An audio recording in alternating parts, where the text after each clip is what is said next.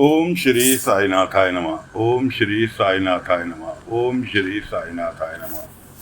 सभी साईं भक्तों को नमस्कार। साथियों, कथा प्रारंभ करते हैं। जैसा कि बाबा सभी शिरडी वासियों को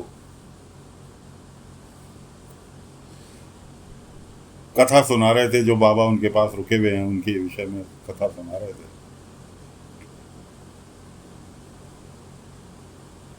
कि जी किस तरह से उनके परिवार वाले धीरे धीरे करके कोई लंदन चला गया, कोई कहीं चला गया, जमीन जायदाद मकान सब कुछ बाबा ने उनके नाम कर दिया था।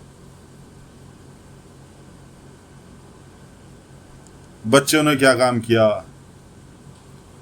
उस जमीन जायदाद को भी बेच दिया, मकान को भी बेच दिया और आपस में पैसा बांट लिया। पता तब लगा जब पुलिस वाले नया जिसने मकान खरीदा था वो आया पुलिस को लेकर मकान का कब्जा लेने के लिए। तब बाबा को पता चला कि जी ऐसे ऐसे बच्चों ने मकान भी बेच दिया और कोई खैर खबर नहीं। उस दिन से वो बिल्कुल सड़क पर आ गए और गली गली गांव गांव भटक कर अपना जीवन यापन करने लगे। अचानक उन्हें दास गणु जी कथा सुनाते हुए कीर्तन करते हुए मिले। वहां बाबा का फोटो लगा हुआ था, बाबा की आंखें जो कि तो ओरिजिनल फोटो के अंदर। तो बाबा जो थे उन आंखों को पहचान गए और सीधे शिरडी जुगाड़ भिड़ा कर आ गए। पब्लिक से नाराज होने का कारण ये था, ग्राम वासियों से, तात्या से, सबसे नाराज, जो भी जिसका भी वो बाबा के प्रति प्यार देखते थे वो उससे नाराज हो जाते थे। क्यों नाराज हो जाते थे? क्योंकि उनके अपने ही बच्चों ने उन्हें इतना बड़ा धोखा दिया, लेकिन वो साईं को ये समझते थे कि साईं मुझे धोखा नहीं देगा, और ये लोग साईं के साथ रहे तो शायद मुझे साईं भी धोखा दे दे, इसलिए वो बाबा के आसपास किसी को फटकने नहीं दे रहे थे। तो बाबा ने पूरी की पूरी कथा उन्हें सुनाई, आगंतुक बाबा की, कि वो मुझ पर क्यों अपना अधिकार जमाते हैं। उसका मेन कारण ये है। और मैं क्यों उनकी हर बात सुनता हूँ? क्योंकि उन्होंने मुझे 3 दिन से भूखे प्यासे को अपने घर में मेरे मना करने के बावजूद स्नेहवश प्यारवश शरण दी, मुझे भोजन कराया। 3 4 5 दिन में उनके साथ रहा। उनका वो प्यार मेरे ऊपर कर्जा है और मैं उस कर्जे का भुगतान उनकी आज्ञा मानकर कर रहा हूँ। इसलिए मैं आप लोगों को नहीं चाहता कि आप लोग आएं और अपना उनसे अपमान कराएं। अपमान करने का उनका एक ही ध्येय है कि कोई मुझे उनसे छीन ना ले। सभी शिरडी वासियों की समझ में आ गया। बाईजम्मा कहने लगी, लेकिन साईं आप ये तो सोचो कि हम भी तो आपके बिना नहीं जीवित रह सकते। हमारी तो हर सांस में आप बसे हुए हैं। सांस से ही अगर हमसे अलग हो गई तो हम कैसे जिएंगे? बाबा कहने लगे, सब्री रखो। बाबा का जो गुस्सा था वो धीरे धीरे शांत होता जा रहा है और उम्मीद है आगे गुस्सा प्यार में बदल जाए। सभी ग्रामवासी बाबा का आश्वासन पाकर अपने अपने घर को चले गए। बाबा ये द्वारका माई में बैठे दिखाई दिए। बाबा के बाबा कहने लगे, कहाँ गया था, इतनी देर लगा दी? बाबा कहने लगे, बाबा भिक्षाटन के लिए गया था। भिक्षा के लिए नहीं जाऊंगा तो खाऊंगा क्या, रात को क्या खिलाऊंगा? चल ठीक है, फटाफट तैयारी कर ले, हमें शिरडी से दूर जाना है, वरना ये गांव वाले हमें जीने नहीं देंगे। बाबा ने कहा कि बाबा आज है रविवार, आज कोई सवारी मिलनी नहीं शिरडी से बाहर जाने के लिए, इसलिए आज की रात और रुक जाओ, कल सुबह निकल लेंगे जहां आप कहेंगे।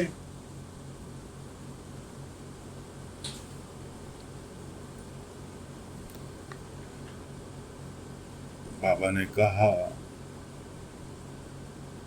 उनकी बात कुछ समझ में आई आगंतुक के, कहने लगे चलो ठीक है, इतनी देर में बाबा चल फिर ठीक है, खाने पीने की व्यवस्था कर मेरे लिए। बाबा ने कहा ठीक है। बाबा खाने बनाने के चक्कर में लगे, इतने में जो बच्चे बाबा के पास आकर खेला करते थे वो आए, साईं साईं क्या हम यहाँ पर खेल लें?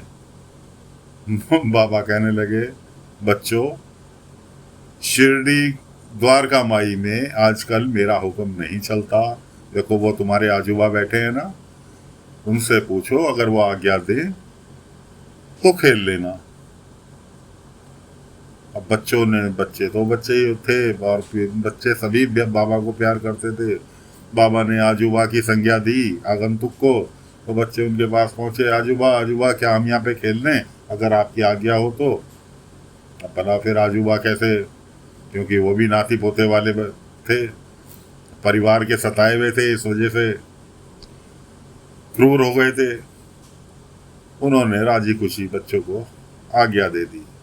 बच्चे बहुत प्रसन्न हुए, जाके उनके गले से लग गए, अब उन पर प्यार और उमड़ा, बच्चे खेलने लगे। उसके बाद बच्चे कहने लगे, आजूबा आप भी हमारे साथ खेलो। खैर जी, आजूबा को भी मना लिया, आजूबा भी उनके साथ खेलने लगे। अब तो आजूबा का गुस्सा थोड़ा शांत हुआ। रात जैसे तैसे बीती। अगले दिन सुबह बाईजामा खाना बना कर लेकर आई और थाली सीधी आजूबा के सामने, आगंतुक के सामने। हो रहा था सब ये बाबा की शय पे, बाबा के कहे मुताबिक ही। पायजामा कहने लगी, बाबा मैं उस दिन के लिए माफ़ी चाहती हूँ, उस दिन आपको मेरा खाना पसंद नहीं आया, ये खाना उस दिन के खाने की भरपाई है, शायद आपको आज पसंद आए। खैर जी, आगंतुक महाराज खाना खाने के लिए बैठे। खाना तो बाईजामा बनाती ही अच्छा थी। उन्होंने खाना खाया, बाबा से कहने लगे, साईं तुझे बुरा नहीं लगता मैं तुझे इतना डांटता हूँ, इतना तेरे से काम कराता हूँ, तेरी मैंने यहाँ प्रवचन भी बंद करा दिया। बाबा कहने लगे,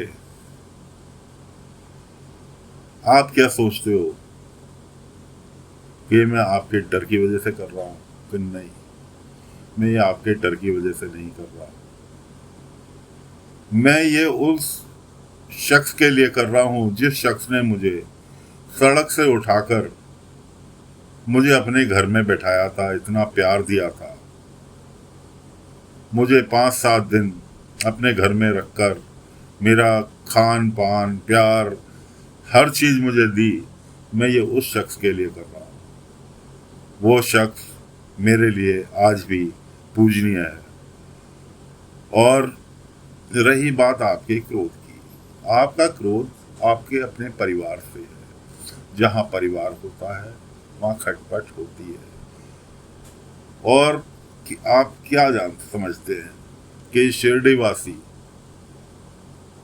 मेरा परिवार है, आप मुझे अपने परिवार का इकलौता शख्स समझते हो कि एक साईं ही बचा है जो मेरा अपना है, जिसके ऊपर मैं विश्वास कर सकता हूँ, वरना मेरे तो अपने बच्चों ने मुझे धोखा दिया।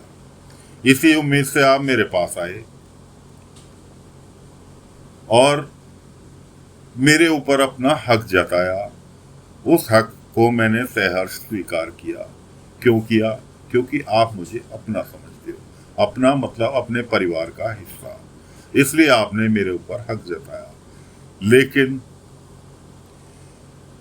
यहाँ जो कोई भी आता है वो मेरे परिवार का सदस्य है। ये पूरा शिरडी मेरा परिवार है। तो जो मेरा परिवार है, जो मेरे साथ जुड़ा हुआ है, वो क्या आपके साथ नहीं जुड़ेगा? क्या वो आपका परिवार नहीं है? इस तरह से बाबा ने आगंतुक बाबा को पूरी की पूरी उनकी बैक हिस्ट्री, जो कुछ उनके साथ बीता, उन्हें डिटेल में सुना दिया। अब तो आगंतुक बाबा को और भी ज्यादा कि ये वही साईं हैं जिसे बच्चे को मैंने घर के द्वार से उठाकर घर के भीतर ले गया था। कल मैंने खंडोबा जी से जो प्रार्थना की थी, वो प्रार्थना निरर्थक नहीं गई। वो प्रार्थना मैंने सही की थी। ऐसी प्रार्थना खंडोबा जी से मैं प्रतिदिन करना चाहूँगा कि साईं को इतनी लंबी उम्र दे, इतनी लंबी उम्र दे कि वो जग का भला करता रहे। तो सभी शिरडी वासी बाबा के बुलावे के इंतजार में द्वारका माई के बाहर भीड़ लगाए खड़े हैं।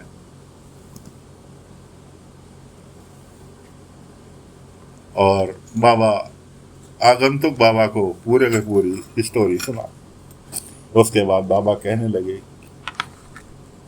आप क्या समझते हैं ये लोग आपसे नफरत करते हैं? नहीं, ये हर बच्चा से लेके बड़ा तक हर कोई आपसे प्यार करता है, आपको अपने बुजुर्ग के रूप में देखता है। क्यों? क्योंकि आप मेरे बाबा हैं। तो इसलिए इनकी नज़रों में आपका सम्मान तो मेरे से भी ज़्यादा बढ़कर है। फिर आप इनसे इतनी नफरत क्यों करते हैं? ये आपको अपनाना चाहते हैं, आप इनसे दूर भाग रहे हैं। कि परिवार वो नहीं होता जो आपने 2 बच्चे पैदा किए, उनके 2 बच्चे और हुए, उनके 2 बच्चे और हुए, वो परिवार नहीं होता। वो तो एक ना एक दिन छूट जाना है। परिवार वो होता है जो आज भी घर से बाहर निकले, एक के साथ दूसरा, दूसरे के साथ तीसरा, तीसरे के साथ चौथा, इस तरह से चेन बनती चली जाती है। वो सच्चा परिवार कहलाता है, जो कि वक्त पड़ने पर काम आता है। इस तरह से बाबा आगंतुक बाबा को प्रवचन दे रहे हैं और शिरडी वासी द्वार पर, द्वारका माई के द्वार पर खड़े हुए बाबा के प्रवचन सुन रहे हैं। अब इंतजार ये है कि बाबा कब आदेश दें और शिरडी वासी बाबा के भक्त द्वारका माई के अंदर प्रवेश करें। तो साथियों, फिलहाल कथा को यहीं पर विराम देते हैं। अगले अंक में आगे की कथा लेकर फिर हाजिर होंगे।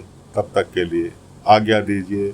ओम साई राम, ओम साई राम, ओम साई राम, ओम साई।